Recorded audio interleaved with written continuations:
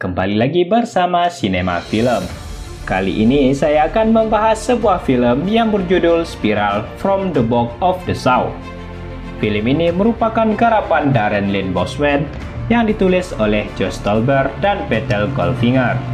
Film yang berdurasi 93 menit ini adalah seri ke-9 dalam film Saw yang dibintangi oleh Chris Rock, Mark Minghell, Marisol Nichols, dan Samuel Jackson.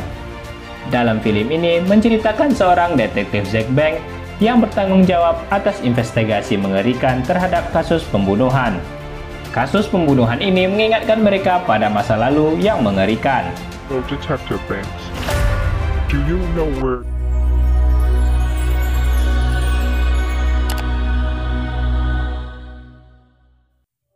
Di awal film terlihat seorang polisi yang bernama Mark Bouswell sedang menikmati masa liburannya untuk pergi ke sebuah pesta kembang api.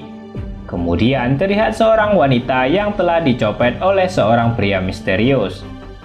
Bouswell mencoba untuk mengejar pria itu hingga sampai di sebuah lorong yang menuju ke terowongan bawah tanah.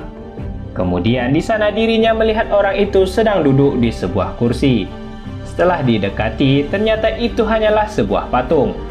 Tiba-tiba dari belakang terlihat seorang yang menggunakan topeng kepala babi dan langsung menangkap polisi tersebut. Setelah terbangun, Bouswell mendapati dirinya berada di jalur kereta api dengan lidah terkunci dan tangan terikat. Kemudian sebuah TV menyala dan terlihat orang berkepala babi itu dalam TV tersebut.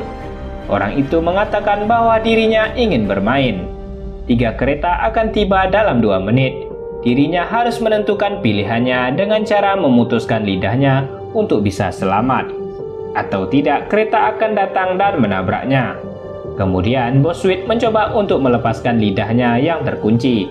Tapi sayangnya kereta datang dan membuat Bouswell tewas seketika dengan lidah yang tertinggal di alat tersebut. Kemudian terlihat seorang polisi yang bernama Bang Yehezkiel atau lebih dikenal dengan Zack sedang menjalankan misinya untuk menangkap sekelompok narkoba pada sebuah hotel. Setelah berhasil membawa uang dan heroin, mereka pergi menuju mobil mereka yang berada di bawah. Setelah pintu garasi terbuka, terlihat pihak kepolisian telah mengetahui mereka.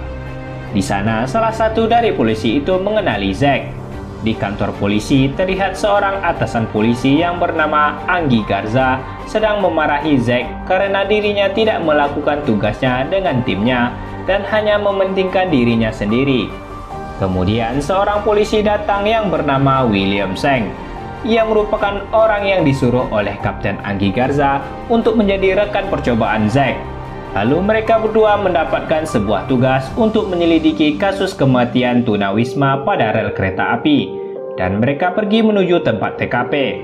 Setelah sampai, Zack mencurigai bahwa orang itu bukanlah tunawisma dan mendapatkan bukti bahwa orang itu sudah menikah dan memakai Fitbit.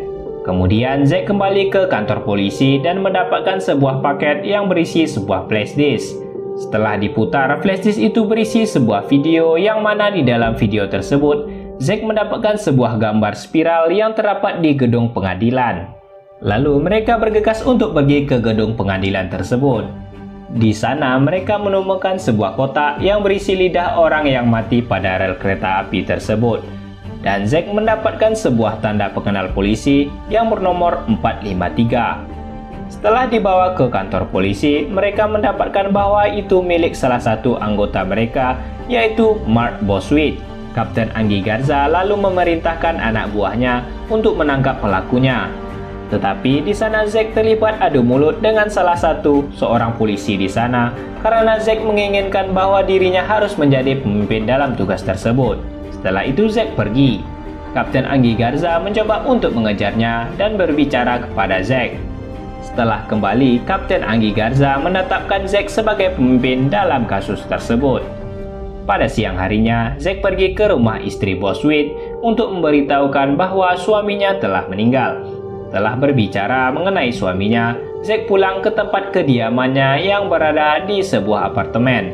Di sana, Zack melihat ayahnya yang merupakan ketua kepolisian yang bernama Marcus Banks. Di sana, Marcus Banks pamit pada anaknya untuk pergi ke rumah istrinya Bouswell. Pada malam harinya, Zack dan rekannya mencoba untuk mencari informasi tentang kematian Bouswell.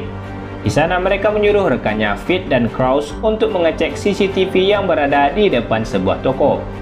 Di sana Fit mencoba untuk masuk ke sebuah toko dan melihat rekaman CCTV-nya. Kemudian mereka melihat Boswit sedang mengejar seseorang yang dikenali oleh Fit, yaitu Benny Wright.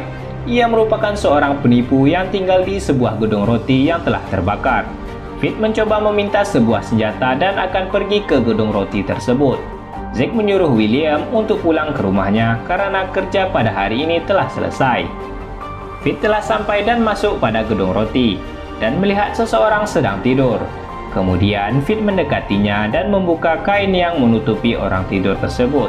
Ternyata itu hanyalah sebuah boneka kepala babi. Dari belakang terlihat seorang datang secara diam-diam dan berhasil menangkap Fit. Setelah terbangun, Fit mendapati dirinya telah berada pada sebuah mesin jebakan dan dengan jari-jari yang menempel pada sebuah besi. Kemudian TV menyala dan orang bertopeng babi itu mengatakan bahwa Fit harus memutuskan jarinya agar bisa selamat dari jebakan tersebut. Jika tidak, air akan terus terisi sehingga membuatnya tersentrum.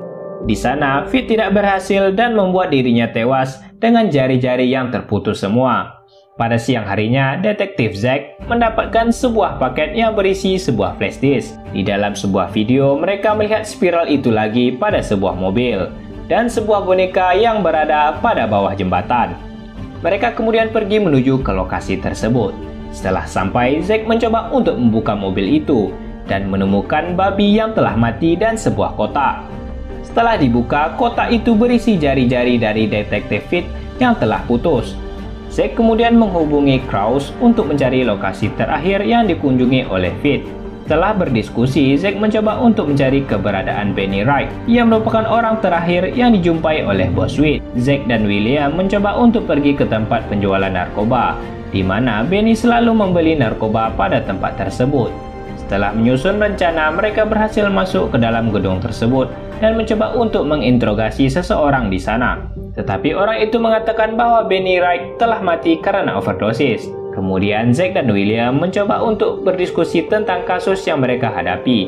Lalu William menanyakan kepada Zack apakah dirinya memiliki seorang musuh yang bukan polisi.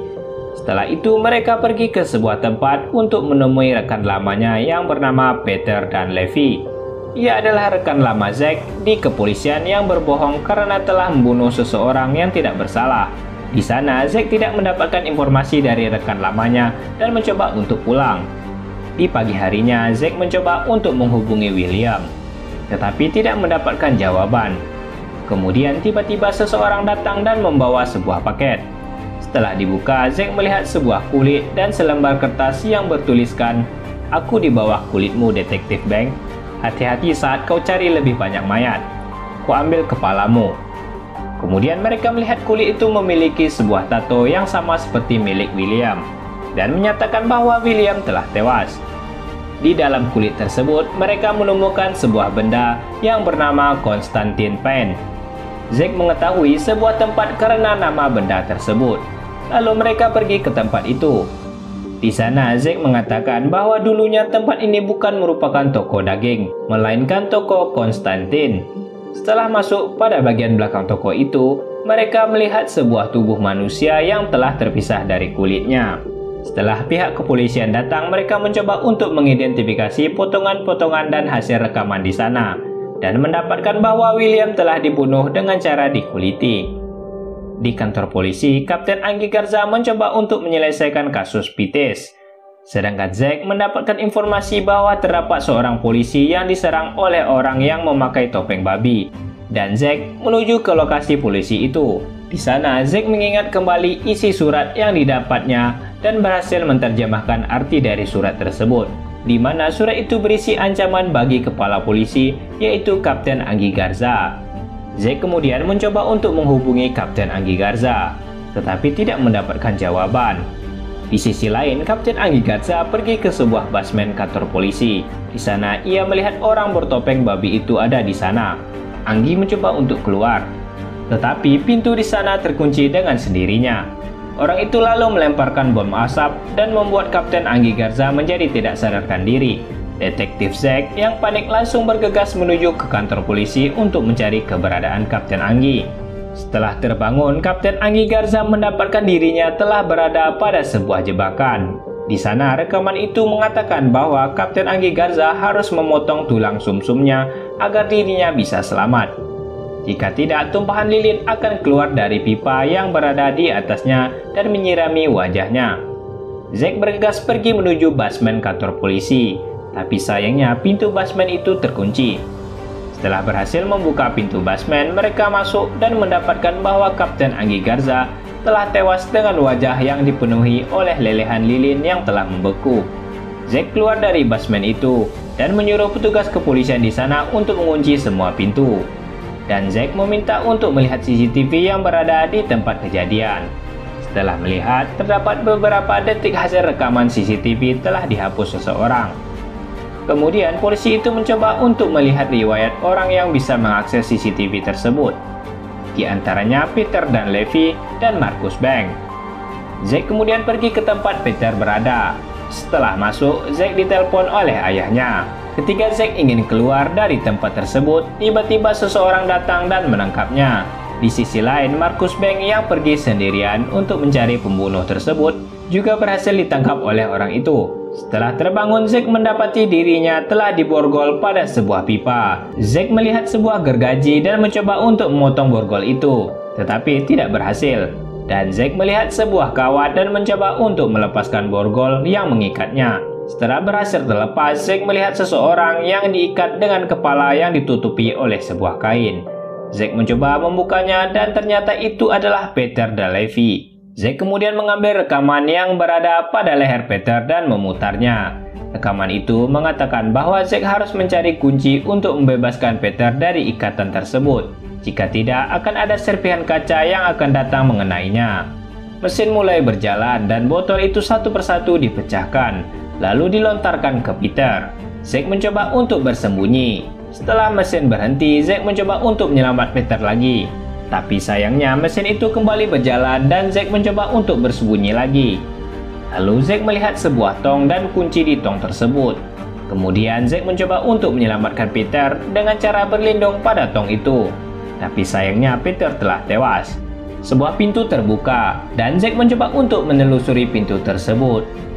Kemudian ia bertemu dengan William yang ternyata masih hidup. Dan dia merupakan orang di balik pembunuhan semua itu. Karena dahulunya, ayah William pernah dibunuh oleh rekannya Zack, yaitu Peter, sejak William masih kecil.